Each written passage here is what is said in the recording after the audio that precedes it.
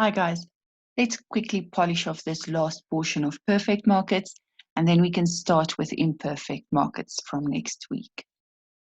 It is very important for you to understand that for a perfect market to exist, there must be competition policy. Now, competition policy refers to the existence of free entry into and exit from markets. This will ensure that markets are not dominated by a certain business.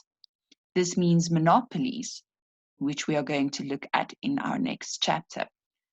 Monopolies, or then big businesses that dominate the market, tend to dictate prices and exploit consumers.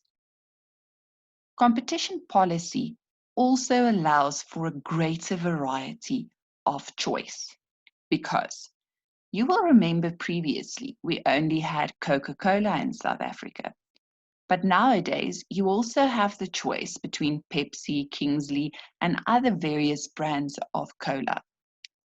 Next, our supply increases in the market. More and more businesses producing the same product means the supply curve will shift to the right, which lowers the prices for consumers.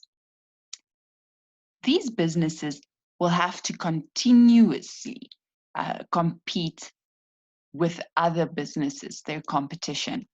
They will have to try and make a better quality product so that they can obtain a larger market share. And lastly, they are encouraged to use their resources efficiently. Like I mentioned in the previous lesson, the only way for a business to compete properly is to make proper use of their resources. They have to limit their wastage. They have to look for alternative, cheaper methods to produce. Otherwise, they will be forced out of the market. So what are the aims of competition policy then? First and foremost, to prevent monopolies or other powerful businesses from abusing their power, from charging very high prices, exploiting consumers, taking away the choice of consumers, and also to ensure that mergers and acquisitions don't take place in a process to eliminate competition. That means big businesses don't buy out smaller businesses that threaten their existence and then become monopolies in the end. And they also stop firms from using restrictive practices like price fixing or dividing up the market. So what does the Competition Act in South Africa say? The Competition Act 89 of 1998 was introduced to promote competition in South Africa, and they want to achieve the following objectives. They want to promote the efficiency of the economy and provide consumers with competitive prices and a variety of products. This will also lead to an increase in employment opportunities because remember, the more companies producing goods and services, the more laborers are required, and this is equal to more employment opportunities. They also want to encourage South Africans to participate in world markets and accept foreign competition in South Africa. If we do not apply practices that will increase our efficiency, reduce our cost, or even try to improve the quality of our products, we will not be able to trade internationally. And thinking back to our foreign exchange chapter, you can imagine how bad that would be for our currency. We also want to enable SMMEs to participate in the economy. It is important for you to understand that SMMEs contribute massive amount to South Africa's employment. They unfortunately do not have the capital outlay to produce on the scale of our established major companies in the economy. So the competition policy protects them so that they can also participate in the market. And we want to allow previously disadvantaged individuals to increase their ownership of businesses. Now, how are institutions used to achieve these objectives? The first and most important institution in South Africa is the Competition Commission. Now, they investigate any restrictive business practices in South Africa. They investigate the abuse of dominant positions, mergers, etc., in order to achieve equity and efficiency in South Africa's economy.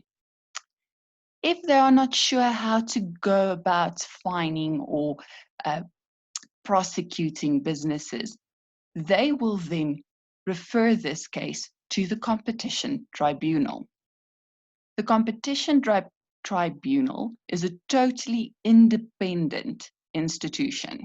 They do not work together with any other competition institutions. They grant exemptions made by the Competition Commission. They authorize or they prohibit large mergers.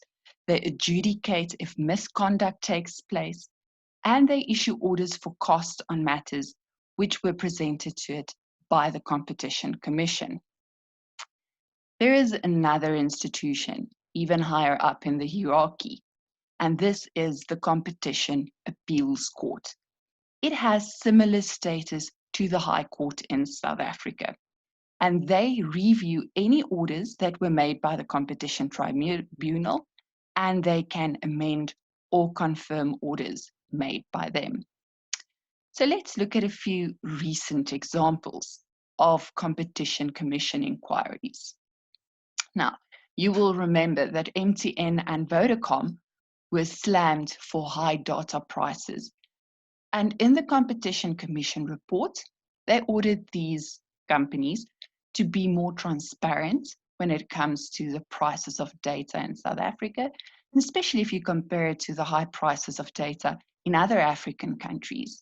So there, the Competition Commission stood up for the consumer and forced them to lower their data prices.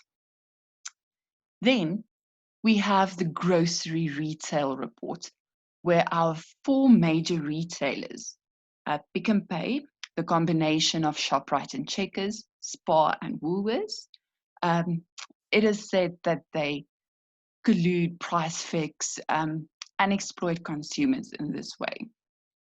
Then other examples that might be of significance is the fact that Tiger Brands were fined by the Competition Commission after they price fixed bread. Can you imagine? Tiger Brands, which owns Albany Bread, also agreed to assist the Commission in prosecuting the remaining cartel members who were not admitting to their wrongdoing. There is also the prohibition of OLX South Africa to take over WeBuyCars. Shell and BP was accused of collusion in South Africa. And then during this lockdown period, the Competition Commission vowed that they would not tolerate any price hikes by any businesses when people are trying to stock up or prepare for this lockdown. So I hope you are okay with your perfect markets, and remember to complete your assignments. They are due tomorrow. Then I'll see you next week when we start with our imperfect markets. Have a good weekend.